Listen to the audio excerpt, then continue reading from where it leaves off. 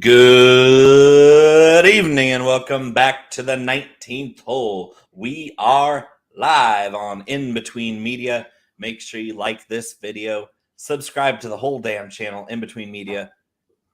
Enjoy the In Between. Cough. We got to the Memorial.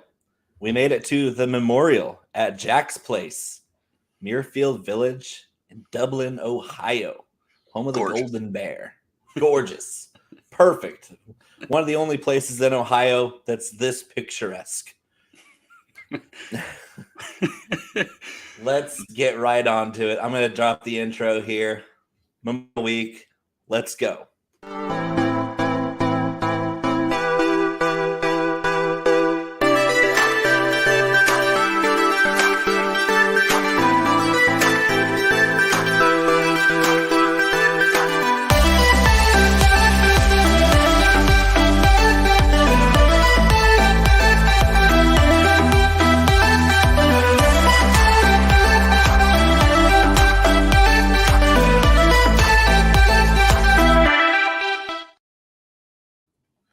Another week in the books, another Viktor Hovland meltdown that costs him a tournament. Will we do it again this week? Stay tuned for will Viktor Hovland win this year despite getting top 10 every single week? Same choke channel. Man, it's been rough on the poor guy. I have him up here. I'm hoping to break the slump here, Victor. It's going to be tough. It's going to be tough. Short game is so important, so important on the PGA Tour. This week is no different. And Viktor Hovland, although I do admit he has improved his chipping and pitching around the greens, it hasn't been good enough. It hasn't overcome how great he's been at every other facet of his game. Conor, what say you about our favorite Norwegian? Yeah, it's weird. It's you watch him and he's knocking at the door, knocking at the door. He is a stripe show. Yeah, and then he's just not, and then it just some kind of combustion happens and off falls Viktor Hovland. I mean, it's just I don't know. It's frustrating, and I love Viktor Hovland. I mean, probably one of the more likable guys on tour, really. But yeah, it's definitely. Add him to the list of guys that I have a really hard time getting right. Well, he has won before, but just not this year. It's kind of like the Colin Morikawa thing where they've won before. Like even Morikawa is a 2-time major winner, and we can't get him right this year because he just simply hasn't won. He's gotten top 10s. He's gotten close. He just hasn't won. So, I mean, what do you do with these guys that are so good? It's just not quite good enough to push it through. I'm hoping the Memorial has somebody in that kind of tier that wins for us because they're getting some pretty soft odds because they haven't done anything for us lately. And Vegas hasn't been paying out to their name anything lately. So maybe this is the week we make some real money. Yeah, let's hope so. I mean, the two guys you just named 100% are guys that like I play every week, bet every week. Just because you never know when they are going to break through again. And they're both super talented, different ways, obviously. And I think both of them are currently kind of plagued by a little bit of the same thing. The around the green game's been tough. The putting's been spotty at best, especially when you talk about Morikawa. Not clutch. So I'm with you. I'm gonna be rolling them out again this week, but both of them, man, I need it. Well, I didn't have too good of a week last week. I do want to spin it back very briefly to last week at Colonial. I think we both had Emiliano Grillo in our pools, but not enough to really make it smash. So let's spin it back to Colonial last week. Gorgeous tournament, really fun to watch, but I mean, come on, it was a pretty bad result. I didn't hit the intro. There you go.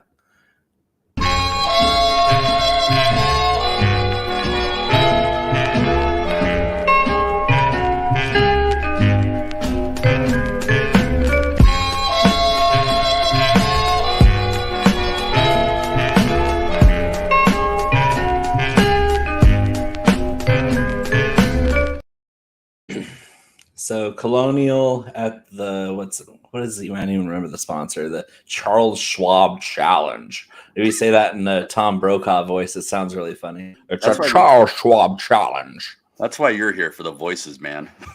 That's actually a better Sean Connery. Oh shit, you got me all wrong. Charles Schwab Challenge. I haven't heard that one from you before. That's pretty good. I like that one. Thanks. We'll put it up Thank there you, with your laddie. Irish accent. Your Irish one. Thank you, laddie. Welcome to the Rock.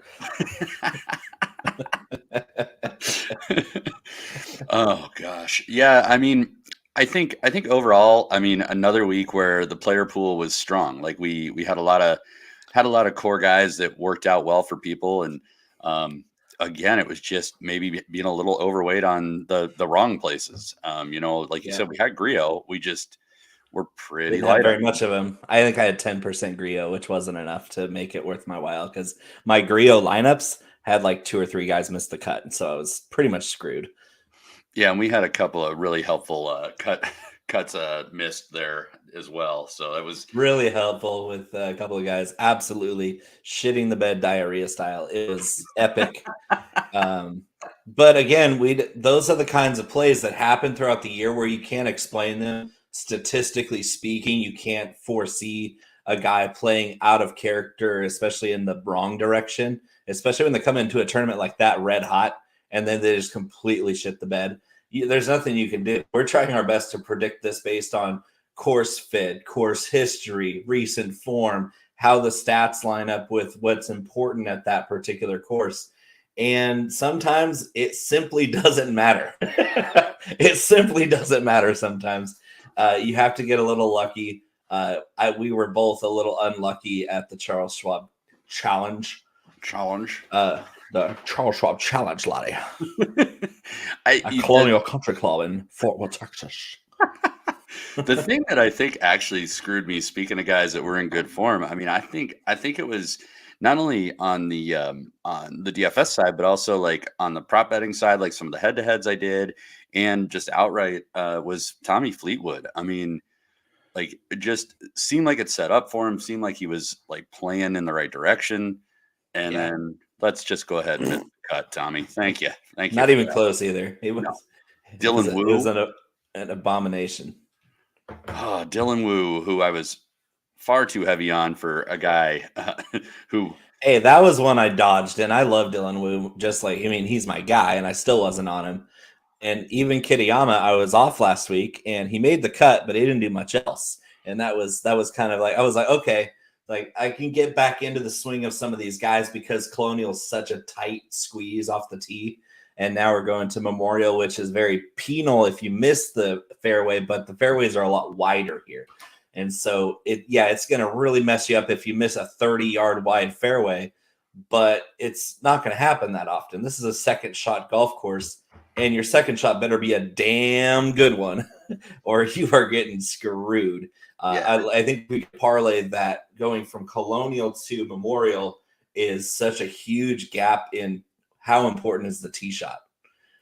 It's massive. Yeah, it's the tee shot. The tee shot, I think, actually is massively important at both. It's just in a different way, right? Like at the Memorial at Muirfield, you're probably not nearly. You got a little more margin for error. Now you don't want to be in the rough, kind of like you said, but at Colonial, I think it was a lot more precision. It was a lot tighter. So there was a lot more focus on the guys that could be accurate. And oddly enough, some of the guys that we really liked for their accuracy, I didn't hit it accurately. I was just going over my notes too. It's like Tony Finau was somebody that, I just imploded. Reaffirms that if I'm on Tony Finau in any way, shape, or form. I was hoping you weren't going to join me. I was hoping because you are the kiss of death with Tony Finau. And I understand wholeheartely why you don't like playing him, because every time you play him, he sucks. And every time you say, I'm not playing Tony Finau, he's in the top 5. And that's just how it goes with Conor. Kiss of death for Tony Finau. I should have backed off of him when you said you were on it too. That's my mistake. Fortunately, he is not in this field, so we don't have to make a Tony Finau decision this week. Same with Max Homa. And ironically, those are the two guys that I was looking to do some club twirls on at a place like Memorial at Muirfield Village, because for those two guys, this course sets up absolutely perfect to their game. And they're like, nah, man, this is the one elevated event we're going to skip this year. Yeah, no, I'm gonna pass, bruh. Yeah, Nah, and like I don't Homa see it. actually looked like he was kind of starting to find something too. I think I would have liked Homa a lot here just because again he's had a little more fairway to work with, which I think would have solved some of those woes. But Yep. I mean, He's played so great here in years past. It's just so unfortunate. Like, come we on, got Max. You're killing us. we got a few other guys that I think will be Oh, yeah. strong. And So let's jump right into it. Like, let's twirl some clubs because I got some bets behind me here that I'll be throwing some big weight behind this year because I'm still playing with house money thanks to Kurt Kitayama. I cannot lose this year. The way I've had my bankroll allocated is even if I lose every single week, if I get $0 in winning bets every single week for the rest of the season, I still make a profit. Thanks to Kurt Kitayama, it's 250 to 1 hit at Bay Hill. I've still been winning. I'm gonna have to start throwing out some of my underdog stuff that I've been doing. So I had another big weekend on there, despite losing some of the heavier bets that I laid. I did ask you to let me hold $2,000 so I can get some of those T200 irons from Titleist that they just dropped because they look sharp. I'll sexy. We'll try and get those irons in your bag after this week. We'll find some money here. I just want to hold 2K. I just need to hold 2K.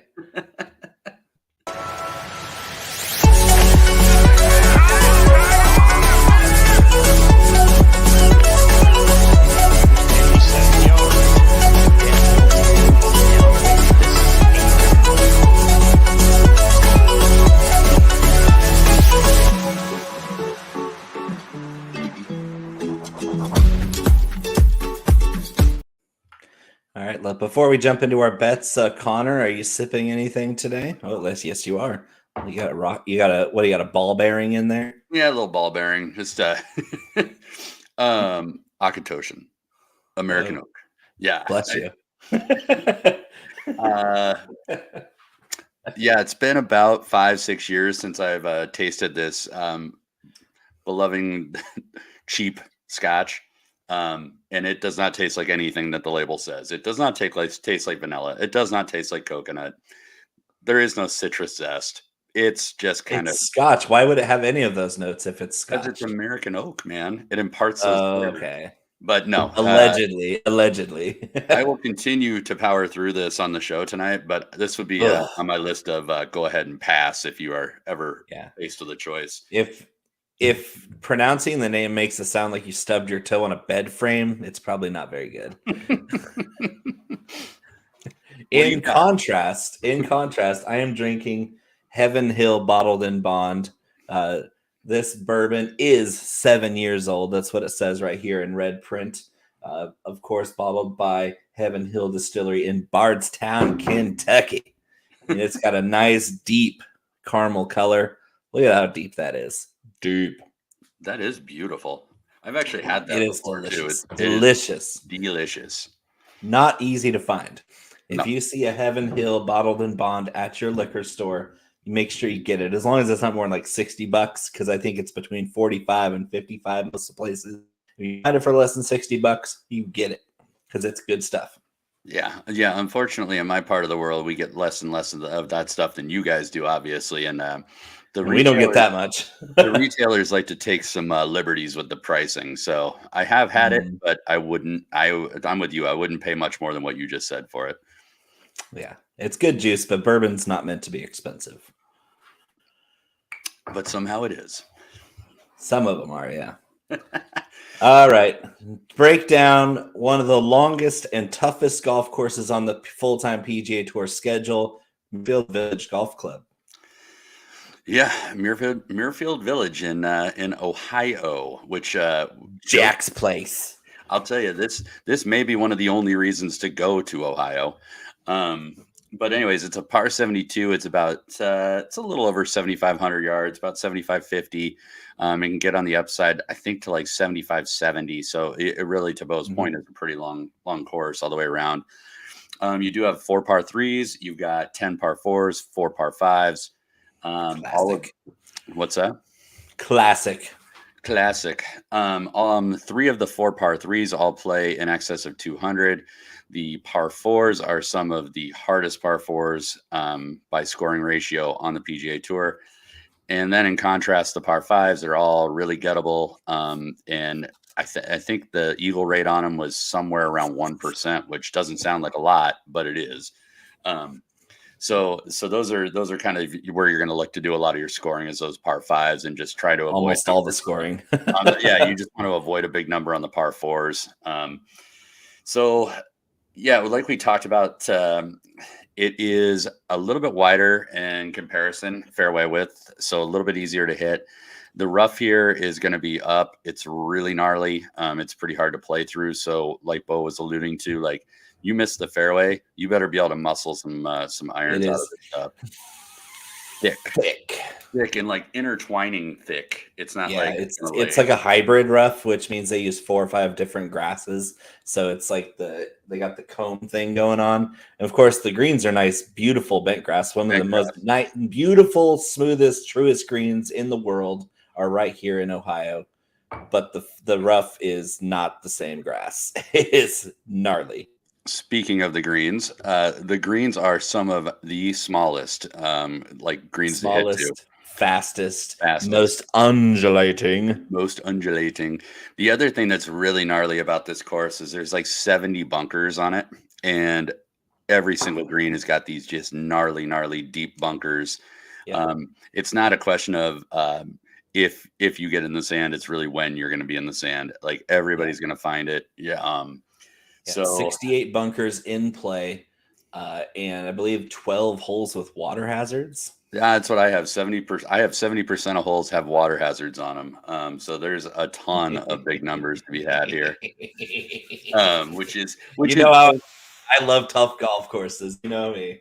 See, and I like watching some of it, depending on who it is. Like, when it's an actual art form, I don't like it as much as you do, because a lot of times you get these guys that are just getting full on lucky on crazy lies. This is the difference, though. I don't like golf. Like, remember the U.S. Open at Shinnecock, where it was just ridiculously hard and nobody was doing well? That's not fair. I want to see a course where 90% of the guys are just struggling, but it's fair enough to where if you're playing awesome golf, that it's still reflected. There's still guys out there shooting under par because they're the best that day. I think that's the case here, where if you're not on your game, it's going to eat you alive. But if you are, you're going to do fine. It's a fair test of golf. 100% it is. And it's a continuing in the trend that we've been on for the last couple of weeks too. I mean, it's pretty similar in that I don't know. For the tour.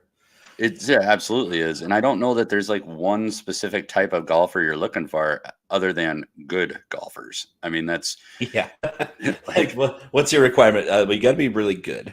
Yeah, it would help if you're awesome at golf. This guy right here is pretty damn good at golf. Yeah, that's true. That's very true. Was there anything else that I wanted to mention about the course? 13 on the stimp meter. It's fast as hell. I mean, what I would say though is people still score here for the most part. Like, I mean, it's not as I guess stingy with its scoring as some of the last 2 weeks were. I would think that the score here could be somewhere between 12 and 15, probably. I think it's been between 12 and 13 the last couple of years. It's been down as low as 9. I think was in 2020 when Jon Rahm won, and then he had like a 5-shot lead in 21 when he tested positive for COVID and was forced to withdraw with a 5-shot lead, which absolutely sucked for him. That was brutal. And then last year, I think the winning score was 12 or 13. So yeah, right on that low double digits under par. But if it gets tougher, like if the greens dry out really fast, then you could see high single digits, like 8 or 9 under par as a winning score. It depends on wind, really. Yeah. I mean, I definitely think that it's even with the wind and stuff, I definitely think that we're going to see like low double digits. I don't think even if it's brutal, I still think we'll see the winner be in the low double digits, low to mid.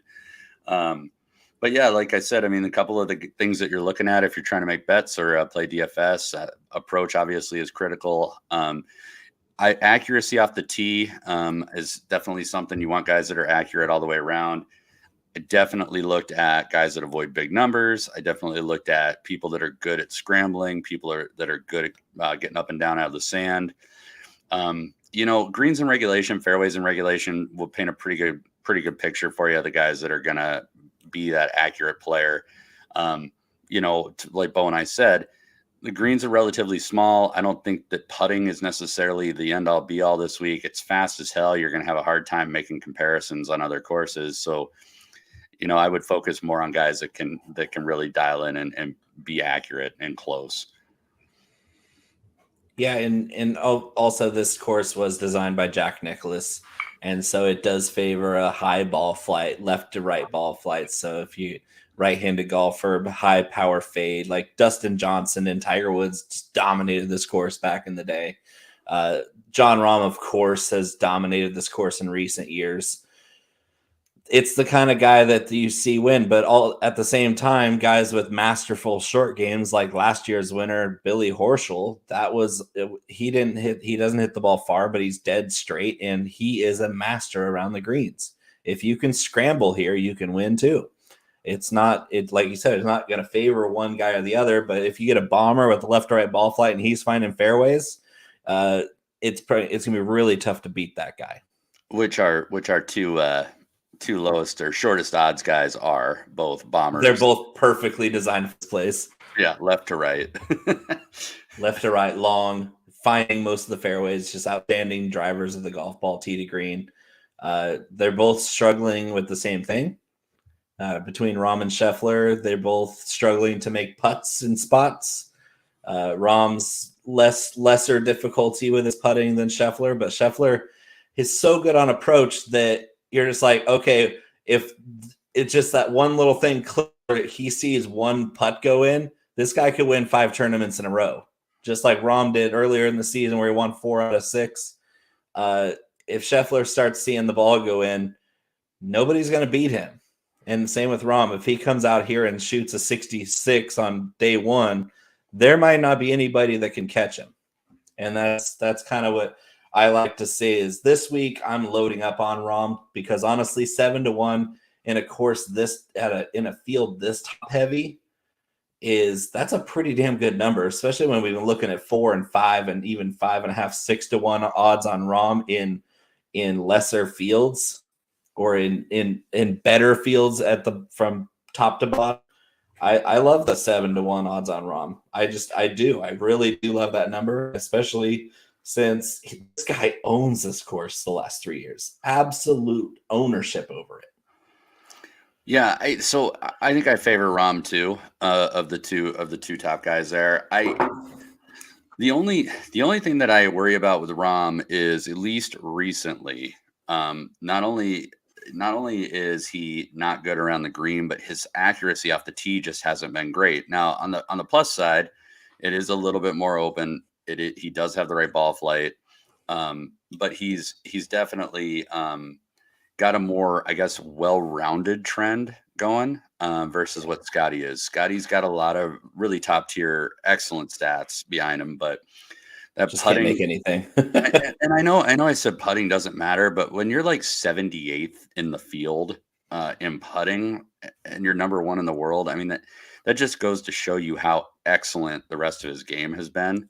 It was hard to find any stats beside putting and scrambling where he wasn't in that top 3.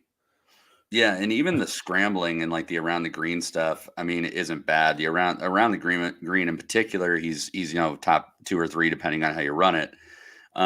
His scrambling is where it gets a little dicey. He gets down into that top third of the field. He's around 33rd in most of the ways I ran my models.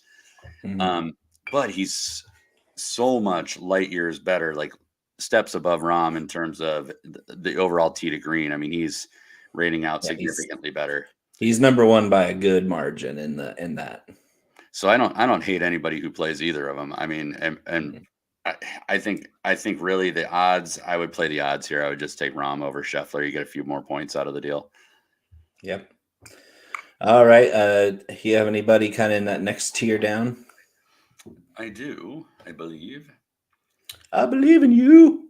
Yeah, I mean, so I'm gonna take a couple. So I'm gonna take a couple shots again on Rory just because of the price. You know, Ugh. I think 12 to 1 on Rory again. It's just one of those things where you're not gonna get that number often on Rory. Um, No, that's true. and even though he doesn't have the right ball flight for the place, really, I mean, he still can shape the ball actually a little bit better than Scotty and John can. Really, I mean, Hmm. he's got a little more versatile shot shape.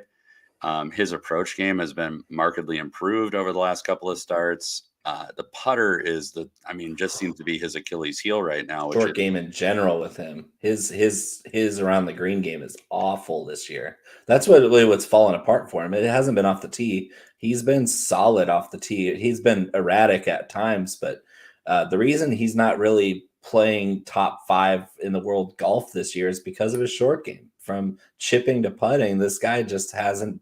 He hasn't been better than average this year all season long. yeah, that's exactly kind of where I was going with that. But the interesting thing about Rory is, and even I mean, you can run the whole year, or you can look at even recent form. Rory is in the top 5 in this field for his proximity to the hole Yeah. on approach. So you think about that, it's again, if I'm going to stay true to what I said, where I'm not necessarily going to fixate on putting stats. um, Rory hits a lot of greens, and Rory hits it pretty damn close when he's got it dialed. So I think again, it's just more of a numbers game. At 12 to 1, that's probably not a number you see for the rest of the year on him, I wouldn't think. Yeah, especially if he picks it up. If we start to see better form out of him, then of course those odds are going to get a lot shorter as we go down, especially in majors where, of course, he's looking for another one. He's looking for number 5 to match Brooks Koepka. So, uh, I mean, that's all fine and dandy. I kind of like Rom so much at the top that I've kind of been a little more casual with the rest of this field. But Victor Hovland, I think, is knocking on the door enough to where I'm not worried about him. I think this guy is eventually going to click where he's just going to run away with the tournament, and he tends to play really, really good golf at tough places like this. And that's been the case with this very tough stretch of the PGA Tour schedule. Victor Hovland's been knocking on the door every single week. He has yet to miss a single cut. He has 7 top 10 finishes this year, just no wins yet. And we've seen him win before. We know he can do it. It's kind of like Xander Schauffele last year, where he hadn't won in a while, and then he broke through with 2 in a row. And I think Victor Hovland is that kind of hot where if he doesn't just have one wayward double bogey, or in the case a couple of weeks ago where he hit a ball out of a fairway bunker off the face and it got wedged underneath there, that doesn't happen to anybody. And it happened to Victor in the final round of a major. And Victor was going to win that tournament. And I think that at Memorial, he's tee to green. I don't think there's anybody playing better from tee to green than Victor Hovland. And his short game went from almost dead last on tour last year to like he's at least not in the bottom quarter of the field anymore. I think he's 100th or so out of 120 in the field, so he's not dead last anymore. Which I think he's better from the bunkers and everything. He's not very good at chipping, but if he's going to miss these greens, which isn't very likely with his caliber of ball striking, he's going to be fine out of these bunkers. We're playing courses like Pinehurst that have huge runoff areas. He sucks at those. That dude can't get up and down from a closely mown runoff area to save his life. But fairway bunkers, he's been fine. He's been fine out of greenside bunkers this year. Big improvement in his game. His putting's always been pretty good, average. But tee to green, this guy's so good. And 18 to 1 on a guy that is playing so well right now and is so starving for a win. Everybody wants this guy to win. And I very well could come this week, and we'll stop talking about how Victor choked the last couple of weeks. Yeah, absolutely. I mean, he's right there on my list as well. I will say that there's the guy kind of right below him, as far as or right above him, actually, statistically, that I like a little more, and he's about 5 points heavier depending on where you look, is Tyrrell Hatton. Tyrrell Hatton at 25-1, I think is pretty live to be able to win here too. He's got a lot of the same tools that Victor does. As a matter of fact, every model that I ran had them back to back. I mean, it was just, no matter how I weighted it, they have a very similar game. And Hatton's kind of a little opposite as far from Hovland. Hovland chokes, Hatton implodes. Hatton. So if he can just keep his head on straight, accept a couple of bad shots here and there. I mean, Hatton's also kind of been knocking at the door a little bit. Form is there. Again, great approach game. Actually, a better around the green game than Hovland. Little less accurate off the tee from time to time, but absolutely is a good shot shaper, which I think is important as well. So the adage though, never leave a birdie putt short. Tyrrell Hatton leaves every birdie putt like feet short. I get wanting to leave yourself an uphill putt for par and easy tap in, but he gets so upset when he leaves all these birdie putts short, and he leaves them way short. And it makes no sense at all why you wouldn't give yourself a chance on a birdie putt. That's why he hasn't won. Yeah, I have a feeling that he gets frustrated with getting inside of his own head. And at Jack's place, where the mental game is going to be a very strong point, like we're going to cover the mental aspect of the game with a couple guys in this middle tier. Tyrrell Hatton doesn't have that winning edge. He's an amazing golfer. He rates out higher than Victor Hovland in my model. I believe Hatton is 5th in my model. Yep. Stats don't tell you who's going to win though. If I'm playing DFS, I'm taking Hatton over Hovland. If I'm betting somebody to win this damn tournament outright, I'm taking Victor Hovland because I've seen him do it, and I've seen him knock on the door longer than Hatton, and I've seen him not fold up like a lawn chair, because Hovland, even though he choked, it wasn't really self-inflicted. Like, he had some bad breaks, didn't go his way. Hatton just, he blames the golf course, but that's all. It's always on Tyrrell Hatton when he messes up. Always. Yeah, it is. But I think so. Hatton hits more greens. Hatton's closer. Hatton also is a significantly better scrambler. I mean, he's in the top 5 in this field for scrambling stats. Oh, yeah. Stats-wise, I can't argue with that because it's all there, right there on paper for me to say that Hatton is a more statistical likelihood of winning this tournament. And I'm with you. I'm with you from the mental standpoint. And I think you either got to, but I do think that Tyrrell Hatton reminds me of Jon Rahm 2 years ago, right? Right. Jon Rahm was in the zone. Jon Rahm's untouchable. The minute Jon Rahm hit a bad shot, you just watch this full nuclear meltdown that happens on the course. And so if Hatton can just keep it together, if. Yeah, but I do think that his potential to win is slightly higher than Victor's. I mean, just given what we're seeing right now, Hovland is in great form too, but it's just this choke piece. Hatton, if he's there, I think has got more killer instinct. I just see him fighting it out a little tougher than Hovland would. So that's just my thought. But I like both. I would definitely bet both.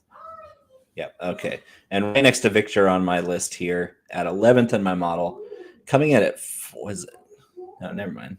I'm looking at the wrong guy.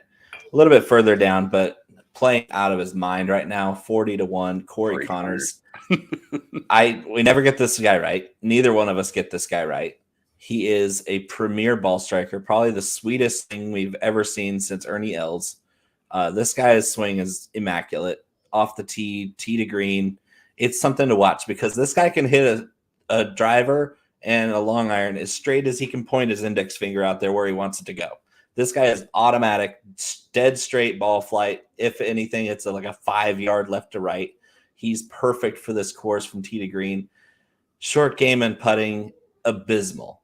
This guy is horrendous around the greens. He's horrendous putting, but he's so good at getting the ball close to the hole that Conor, tell me about Connor's. Why will he win and why will he not win? We just saw him win a few weeks ago. And he, like you said, one of those guys that I really struggle. When I think something sets up for him, he doesn't do well. When I think he's going to bomb, he goes out and wins. So, but he is in excellent form. His approach game has been phenomenal, which is a big thing of what we're looking for here. I think a lot of the ways that I looked at some of the driving statistics, I think that he gets some of his accuracy back here. He's got a little more room to work with. And Corey Connors is absolutely dangerous if he's hitting from the fairway on approach. So the around the green game does scare me, but Corey Connors is just one of those people that throws darts. So, I mean, let's both say a prayer for our Canadian brother Corey Connors. Yeah, I'm in. And his biggest fans, Royal Slade and Toronto Dave. I'm in on Connors big time this week. I think 40-1's a great number on him. Great number for his form. Absolutely. And he really, I mean, he's in slowly working his way into that upper echelon of guys. So yeah, I definitely like that. I like Ricky here. Again, Ricky tends to play better on tougher stuff. Ricky's sixth in my model. That surprised me. He was significantly farther down in mine than I expected him to be, but I weighted some of the around the green metrics a little heavier than I normally do. And it's been kind of a spot in his game, even recently, as he's been kind of mounting this comeback, that's been a little bit questionable. But the rest of it's been pretty nails. And we saw a little resurgence in some of the putting. His accuracy seems to be pretty steadfast. So he's right there. We always want to see Ricky succeed. Yeah, I absolutely do. But I think instead of fanboying it the way that I do with Rory, where I'm like, oh, I saw a glimmer of hope with Rory. No matter what. even though the facts I'm giving you are accurate on Rory, I'm always going to have that hold out a little bit of hope for him. Ricky's a little different for me. Like I've always been one of those people that's been able to fade Ricky as long as I've been betting golf. And now it just makes sense to play him. Fanboy aside, I want to see Ricky do well, but he's actually kind of poised to win soon. So I don't want to miss that win. What's his number on DK? 40. I think it's flat 40. That's nice. 40-1. That's a good number. So I like Ricky at 40-1. I like my guy right here, Corey Connors, 40-1. I actually love Wyndham Clark at 50-1 even more. Windbag is on fire, and the dude's got the mentals on lock. We saw him got his first PGA Tour win a few weeks ago. Big props to our guy Wyndham Clark, graduate of the University of Oregon. Go Ducks! Wyndham Clark is 11th in my model. He is outstanding. One of the best guys off the tee on tour. His approach game, especially with long irons, that's that long iron approach, 175 and upward, locked in. Wyndham Clark, tough as nails. I think he has a really good chance at winning this thing at 50-1. Yeah, and I've seen I'd put him more in that 30 to 35-1 myself. Well, and I was checking MGM, and I think it was FanDuel. I'd have to go back and look, but MGM had him as deep as 66 this morning. Woo! Yeah. Which I thought was just absurd, because I'm with you. I think that he should be definitely shorter than Ricky, shorter than some of the guys in the 40s. Right. So yeah, I'm really into Wyndham Clark this week. If there's anything to say about him, his off the tee game is vastly improved. He's got a lot of distance. He doesn't always hit the fairway though. And so because the distance, that worries me a little bit. Like if you're a little wayward off the tee and you're long, I think he is going to find the rough a fair amount. But to your point, Bo, his approach game has been so good. And he's got a ton of club head speed. I don't necessarily think he's going to be as penalized. He's not the guy you worry about in the thick rough. No, it's kind of like Rahm, right? Like if Rahm's in the rough, I don't really care that much. Rahm's strong enough. So, so I'm all in on Wyndham too. I love that bet. Who do you got in that next tier down? I got a pretty big gap between Wyndham and my next guy, who you're very familiar with. I did want to call out Russell Henley. I won't elaborate too much, but Henley's at 50-1, and Henley's got an excellent approach game. Been playing really ball striker extraordinaire. Russell Henley, 50-1 is a pretty good number on him. He is a grown man blonde, though. Yeah, that's true. Bordering on not having a soul. Ben on at 100-1. You've been on. I've been on, and to be honest, the betting hasn't worked out yet. But all of the prop bets, the head-to-heads, and especially in DFS, Ben on has been pretty much on a tear. He's been popping into the top 10, the top 5 pretty frequently. Doesn't always stay there, but He's an impressive driver of the golf ball. very Distance much and accuracy combined, one of the best T-ball guys out there. That's definitely going to serve him well on this course. I worry about his proximity. That seems to be his bugaboo. He's a good scrambler, but proximity scares me a little bit with him. Yeah, his around the green game though isn't as bad as it once was. So I think that does help a little bit. He's one of those people though, and that's why he's 100-1. He could definitely be hot and win, or he could definitely miss the cut. He's just a guy, like you said, Bo, good off the tee right now, especially seems to really have it dialed in. Approach game has been hot enough. And again, he's not the world's best putter all the time. Don't really care about that much this week. So I just kind of like him to maybe make a run at it this week, because I think out of the last 3 tournaments, this one sets up better than the other 2 did, and he's been competing at those. Yep. Well, and if you want the number 20 ranked golfer in the world who just won at Arnie's place this year, at 110-1 is Kurt Kitayama from shout out NorCal. How is this guy still getting triple-digit odds? I have no clue.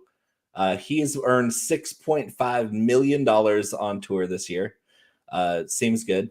He's top 10 in the FedEx Cup standings. That seems good too. He is top 5 in long approach shots. He is top 25 in driving distance. His driving accuracy has been much improved. His putting has been much improved.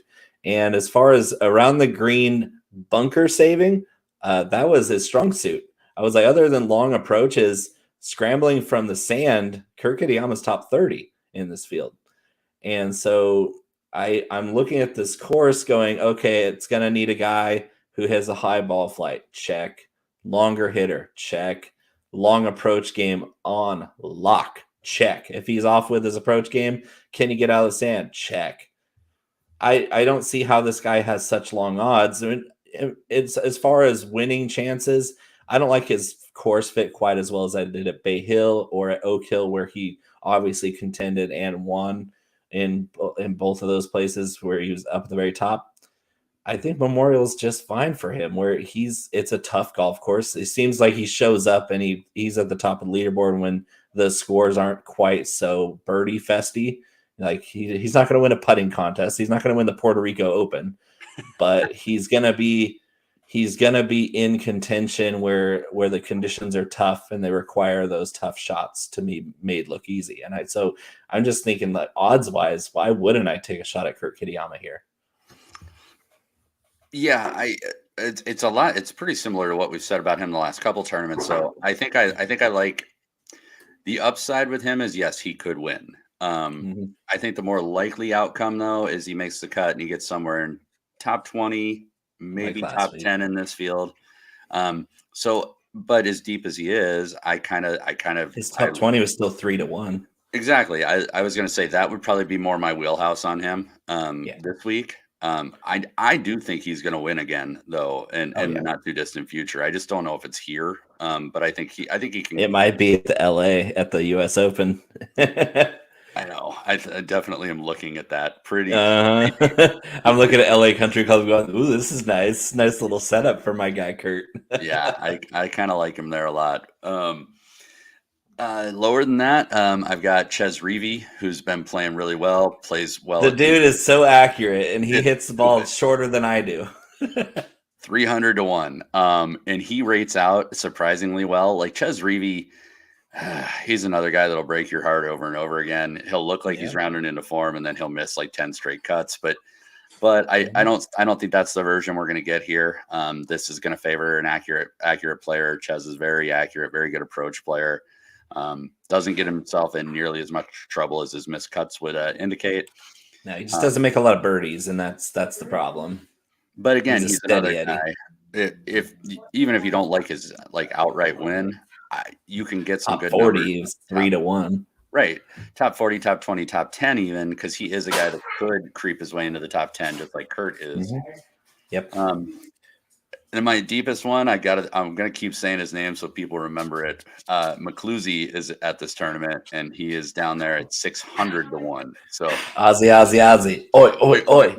Ziggy, ziggy, ziggy. Oi, oi, oi. Yeah, I have Akshay back up here at 300 to 1. That's my deepest dive. Mostly because I got a top 40 on him at 2 to 1. That seems ridiculous for a guy of his talent. I like him here too. So Tee to green, he's got everything Tee to green in spades. He's in 2 years he might be Corey Connors with the way he strikes the golf ball. His short game is a lot like Corey Connors, where chipping and putting aren't so great. But Tee to green wise, Akshay Bhatia, he's just simply the last few weeks he's been in contention, but he's had exactly one bad round that's knocked him out, and it's made cuts. It's top 40 finishes for him. This is the time where Akshay could be pretty electric, especially with the way he scores on par fives. I'm excited for that because if he can hold his own on the par fours and hold serve on the par threes and score on his par fives, he could be at 6-7 under par by the end of this thing. Cash that 2 to 1 on a top 40. That's easy money on Akshay. And if you throw a quarter of a unit, which in my world is $10 on 300 to 1, yeah, that's $3,000 off $10 if he ends up pulling this thing out somehow. Yeah, love Akshay. As a matter of fact, I'm going to be pretty heavy on him in DFS. I like the way he sets He's up. 11th in my model. And, yeah, he rates out super well. He's 17th. 17th. But he looked like he was going to do something last week, and then he did do one bad round. Yeah, and it's usually the last round. But no, I love that number on him. I like the idea if you can snag a 40 or 20 on him, that's great. So yeah, not going to give you any fight on that one. All right, let's head on over to the DFS. I don't want to slam any more trunks. I'm sick of it. It's 2 weeks in a row. I'm pissed off. I'm down four games again to you in our year-long series. I cut it to 3 again. It keeps going back and forth. I can't cut it to 2. I haven't been able to cut it 2 in months. I got to win 2 in a row now to get it down to 2. So let's bro. The club as well. This would be a wrestling slam.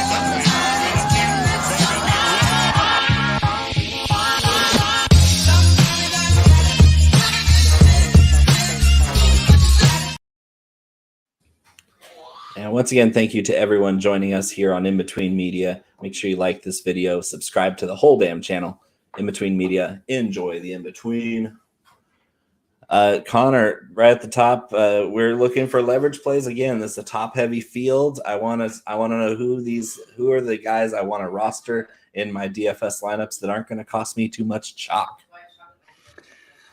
Well, unfortunately for you, because you take a lot of selling on it, the guy that you'd want to play over 10K is Rory. Rory is a 9% projected right now, compared to Jon Rahm at 25 and Scotty Scheffler at 24. And that's not terrible, though. It's not terrible. Like, you can play one of those guys. Cantlay is 22. Schauffele. Oh, woof. Yeah, so the clear-cut leverage play at the top is Rory. I don't hate it in DFS. I really don't hate it in DFS because Rory can make birdies. That's what we're looking for.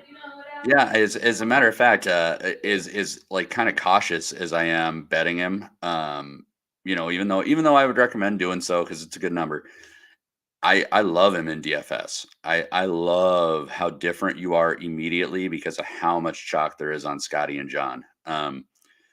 Do I think that he has as good a chance to win as those two guys? Nope. But it's game theory, and I probably will take a lot of shots with Rory this week. So simply put, golf DFS, who you think is going to win really doesn't matter. It's about who is going to score the most points with the fewest amount of your opponents owning the same guy. So yes, full steam ahead on Rory and DFS. That's a gimme. That's a gimme. It's a gimme. I mean, Sub 10 though. Who are we going with? so sub 10. I'm probably going to ignore rostership percentage just a little bit, sub 10, and I'm going to play the guys that I like in there. Rory being at 10-6 actually helps you be able to roster and almost anybody you want in the nines. So I'll have a mix of Victor Hovland and Terrell Hatton. And between the two, Hovland is just a smidge more rostered. He's coming at about 14.5. Hatton is right around 13.5. So I think the consensus across DFS and betting this week is that these two guys totally can win, and they're absolutely interchangeable, like I mentioned. Yep. So I'm probably going to give the edge to Hatton just because he rates out a little bit better than Victor does in my model. Not much, like I talked about, but I think I like Hatton here. Yeah, I can go either way with those. I actually like Jason Day here too. The way he's been playing. If he's getting a little bit less chalk by the time you get closer to lock, then I'll be happy to play him, even over those other two. This also might be a time where you start playing Justin Thomas again in DFS. His price is too low. He's too good for 9,200. Simply put, I love JT if he's under 9,500. I just can't quit it. I can't quit JT under 9,500. Totally tracking with you, and I love playing JT because most of the time he comes in lower owned. This week is kind of funky though. Early projections have him at 13.5 right there with Hatton. The reason that I'm probably a little more off JT this week though is he's a right to left guy. His miss is a snap hook. Oof. And his putting has not been good. That's my miss too. I gotta shudder. Oh God! And when I try and slow my swing down, it just accentuates my miss of snap hooking. I don't know how that works, but I'll send you a video. But yeah, I'm probably a little more off JT. There's not anything about his game that says like he's going to be ready to win. Yeah, ready to win. He is rounding back into form. I'll probably eat my words. He does play tougher courses and tougher competition better. His approach game has been really good, but the around the green game has not been good. The putting has not been good, and the off the tee is suspect. So I probably have more of a pass on JT. And $100 less, Sung JM is rating out higher for me. Same, and he's only coming in at about 10, probably 10.5% rostered. Sung J at 10% sounds pretty good.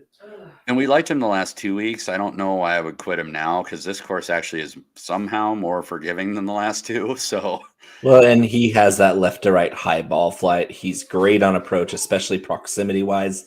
These greens are small, but they also have quadrants where you're trying to hit it into a collection area to get the ultimate close to the hole that you can get to make putts makeable. Because if you're on the wrong tier of these little tiny greens that are basically like a potato chip made of glass, it's going to be really hard to score here.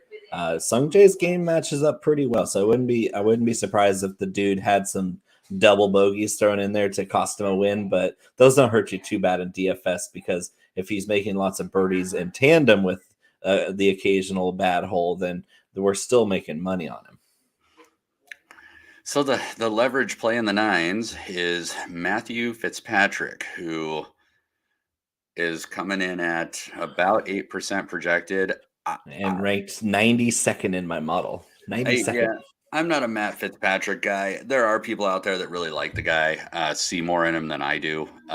So if you're looking for I'm okay on him, just not this week. It's just he's not. I don't know, man. He's gives me fits too. So no pun intended. So I'm gonna pass on him. And then I probably the next guy getting into the eights that I have some interest in is going to be Cam Young at 4%. Not because of Cam Young's prowess, but because 4% Cam Young, he is the ultimate leverage play in the eights. Yeah, that's the reason you play him, because his season compared to last season, not even close. This guy's not in good form, but he's cheap and nobody's playing him, and the dude can still get hot. And his talent level is way up here, and he's playing over here.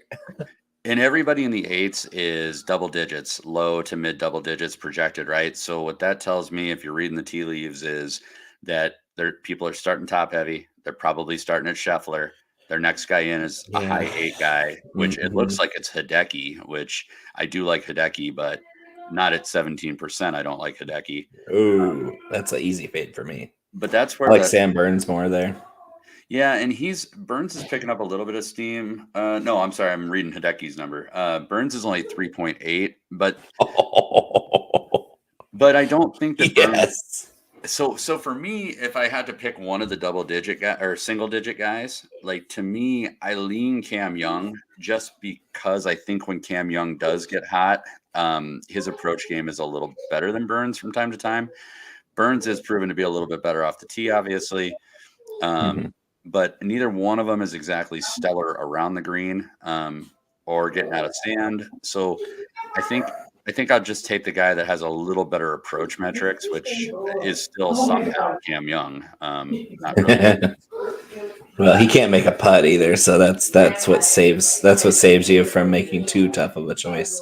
A lot of people are high on Sahith Theegala. I am not one of them this week. Oh, I'm typically a big fan of Sahith, but off the tee metrics are god awful, and it's not going to be good for him if he's missing these fairways. This course I don't think matches up well for his game at all. So where I think Theegala is going to get more chalk than I think is worth paying for him, especially when I am in love with Connors and Wyndham Clark right below him. For me. That's an easy fade. Theegala is the fade of the week for me here in the 8s. I know you like him for the reasons other than the off the tee metrics. But I just can't get over the fact that if you're not in the fairway here, you're pretty much screwed. Yeah, I do have a lot of interest in playing him. He's another guy that's going to be just under 10% rostered. So I like that. And the reason that he's coming in with that rostership is because Corey Connors is projected to be 16%. But I love Corey Connors this week, so that's a spot where I'll eat chalk. I think Corey Connors will probably be my third guy in on most lineups. What about Clark? What about Clark? I got to know Clark's number now. Yeah, so Clark actually is right there at 10%. And I like Wyndham Clark a ton too. So I think there is some ability to kind of sub in and out. What I'm looking at doing is I'm going to flip flop Cam Young and Wyndham Clark, and I'm going to stay consistent with Corey Connors in most lineups. So a lot of Rory Connors, and then flipping those to Cam Young and Wyndham Clark.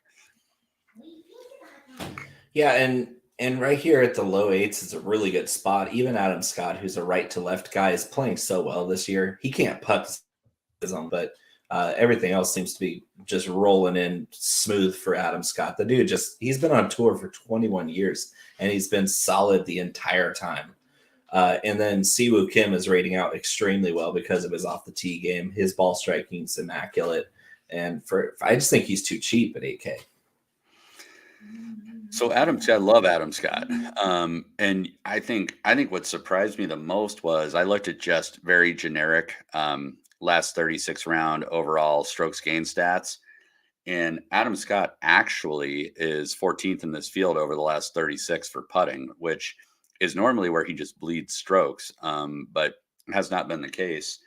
And the other thing that I really liked with Adam Scott is he is pretty damn good around the greens typically. So a lot of those scrambling stats, sand save stats, he's going to pop.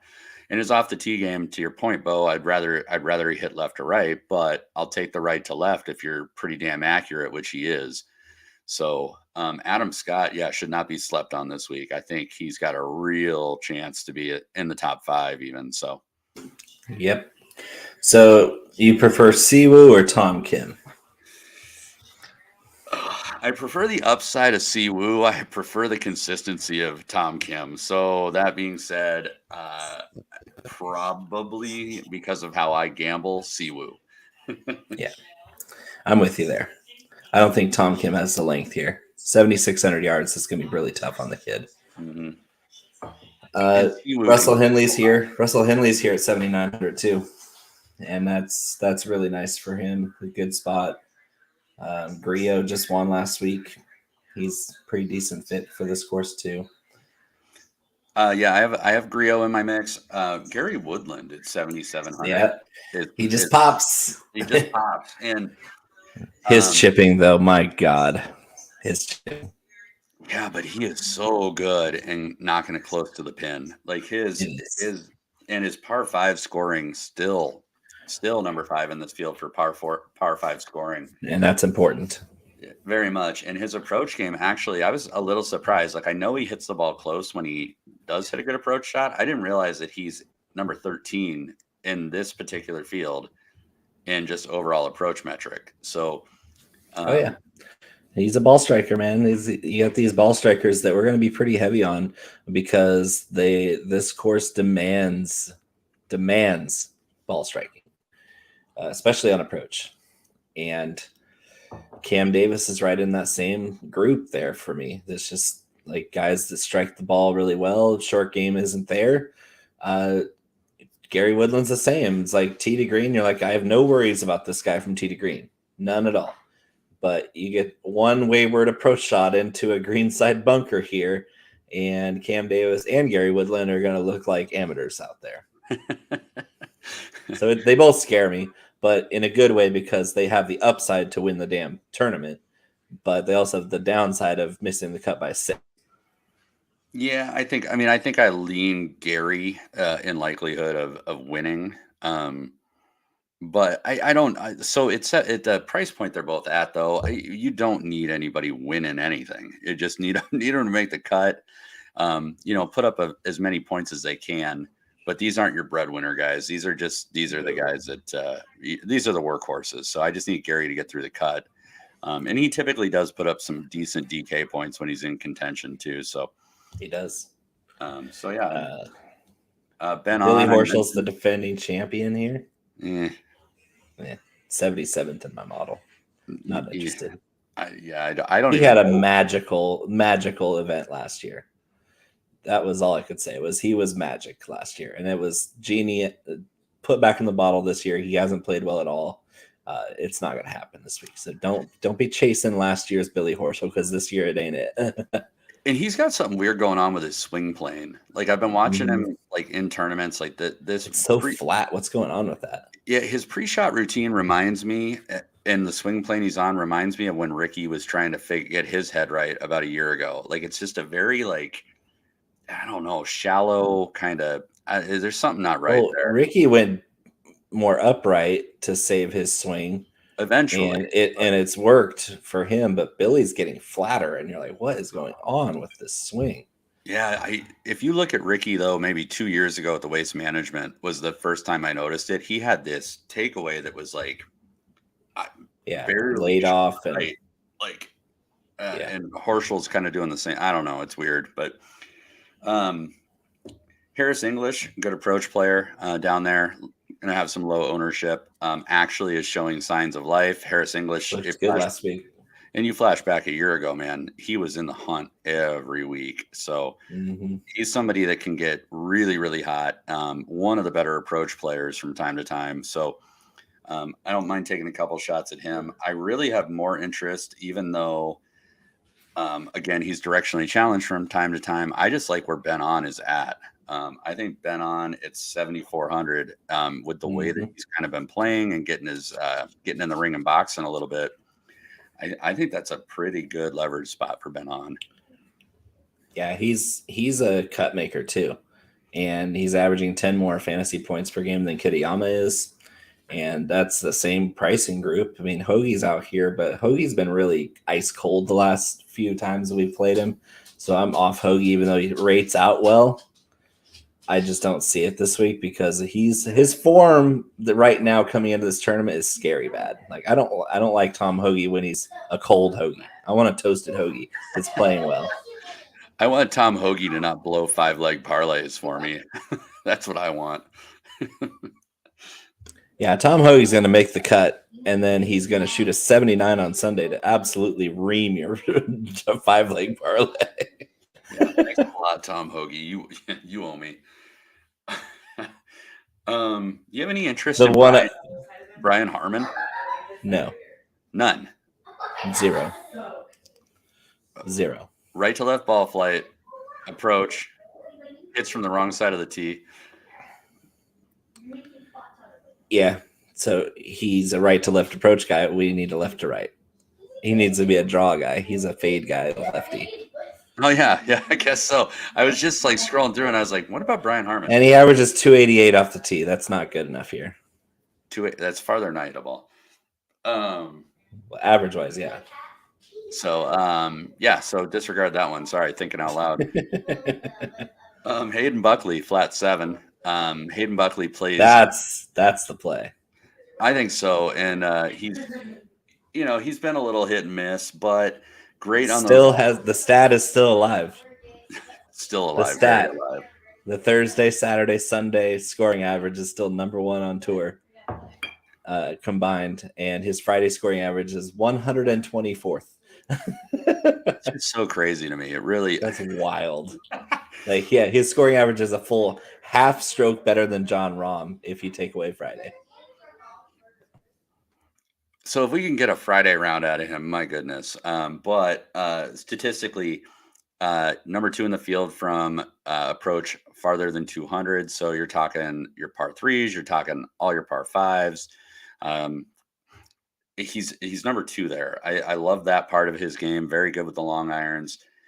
He knocks the ball close. Number 2 in the field for that proprietary stat that we get for the opportunities gained. So he's putting for subpar more often than most people in this field.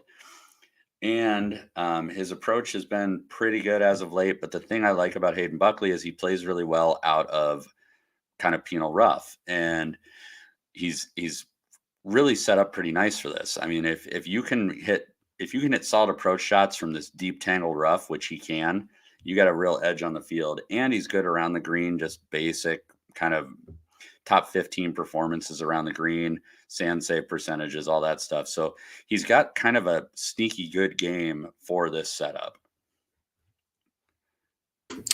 Yeah, and I agree with you there. Buckley's going to be my vice this year because he's definitely given and taken away from us this year. But at the same time, I like rooting for a guy that scores well most days, 3 out of 4 days. There's 2 guys here that both popped in the top 25 of my model. They're both 6,900. Eric Cole versus Joseph Bramlett. Go. They're both our guys. They're both sub 7. They're both popping in the models. Conor, what do we do? Do we play both of them? I think you can play both of them. I think I actually probably lean Bramlett over Cole here. It's close. But that would be the direction I would go. The thing that Eric Cole has kind of shown me over the last few weeks is where I think these courses would have set up well for him. He just really hasn't done anything with the opportunities. And this is a course that in a lot of ways is going to require the same all-around game that the last 2 weeks have. Yeah. So I don't know that I'm going to go back to the well on Cole hurt me. Cole hurt me last week. He hurt my heart. So it's Bramlett this week. We're doing it. I'd like to gamble on Bramlett if I got to pick one of them. I just love watching Bramlett tee off. The dude just hammers the ball, absolutely annihilates the golf ball. And you're like, yeah, I don't care if it's 40 yards into the rough. It sounded amazing. I want my drives to sound like Joseph Bramlett's drives. Get you one of those shotgun drivers. Right. No, and I think the biggest problem with DraftKings or daily fantasy is you get such recency bias. If you go back 5-6 weeks, Bramlett was playing out of his mind. So we hit a 2-3 week stretch of really challenging courses. This one, in my opinion, being probably, again, the least challenging of the 3, still very challenging, but the least challenging of the 3. I kind of like him to have a little bounce back this week. So. Yep, and we've been over Akshay Bhatia. We both love him. 6,500 is so cheap for him too. That's a throw in. You're probably going to talk about Micheluzzi again. I like Aaron Rye a little bit here. Long hitter. Plays with iron covers for some reason. And 2 gloves. Strange. 2 gloves. 2 black gloves. It's strange. Very OJ. But he plays well. And yeah, most of these guys down here, I don't think have much chance. I'm not going to try to venture down into these waters very much. So I have two But that legitimately rate out well. And I'm not going to talk about McClusey. McClusey I'll have in one or maybe two lineups. I think McClusey's tell me Will Gordon's in here. Will Gordon. No. Nope. Okay. No. Thank you. Thank you. Saved me. First one I'll talk about is Alex Smalley. 24th in the field in approach. We need him to play bigly. Bigly. Very bigly. He's one of the best. Everyone is saying this. So greens and I know it. You know it. We all know it. Greens and regulation, though, on top of his approach, he's 9th in the field. So he's sticking these greens. Great approach game. He's also very good out of the sand, number 4 in this field for sand save percentage. So if he misses these greens, he's going to get up and down for you. He's not the world's best par 5 scorer, which is important, but if he's avoiding some of the danger on some of these par 4s, especially around the green, I think that could balance okay. So Alex Smalley rated out really well for me. And then Austin Eckroat out of literally nowhere and is in my top 5 in my model. He popped last week out of nowhere too, though. So Eckroat comes in and it's top 5 is the Colonial. You're like, what? Where the hell did that come from? It's weird though, because when you do dive him a little bit, 17th in the field and approach, he's number 3 in driving accuracy. He's number 5 in proximity, 200 plus yards out. Number 16 overall in just greens and regulation gain. And he's number 1 in the field out of the sand. And all of these metrics, he's number 4 in the field for opportunities gained. So not only is he nails with anything metal in his hand, he's sticking close. So I don't. This is crazy though. So I'm looking up his game log here. So before up until the Valero Texas Open, he had missed 7 out of 8 cuts. He's made 4 in a row now, and his last 2 events, he was runner-up at the Byron Nelson and 16th at the Charles Schwab. It's wild, isn't it? What? The dude misses 7 out of 8 cuts. Wasn't even close in really any of them. He got 5th at the Punta Cana Corrales Championship, and it was surrounded by 90th, 129th, 73rd, 100th, and now he's made 4 cuts in a row out of absolutely nowhere. And a runner-up at Byron Nelson out of nowhere. It's messed up though. Did you go even farther back? So then he's got another stretch of 6 missed cuts in a row, and then he was 12th at the Sony, and then he's got a missed cut, 38th at the Dell Technologies. Then he's basically Cameron Champ. Yeah. He was also number 2 in the Corn Ferry Championship last year. So I don't know, dude. I've played him from time to time. I just did not really realize how well he's been playing. So yeah, for a month and a half straight now. I'm kind of excited to play him. So that's kind of my last one, but that's all I got. He'll be in. Let's end it on an Eckroat. Austin Eckroat. Good Lord. What is this show coming to? Play Rory. Yeah, play Rahm. All right, let's wrap it up. Let's hit the outro here. Thanks for joining us, everybody. Join us next week for the RBC Canadian Open. I'm sure all of our loonies out there are happy that we're playing Corey Connors this week and RBC next week before the U.S. Open in L.A. Just get out of here. We'll see you next week for the Looney Open next week. Good Lord. Of course, we have to celebrate that.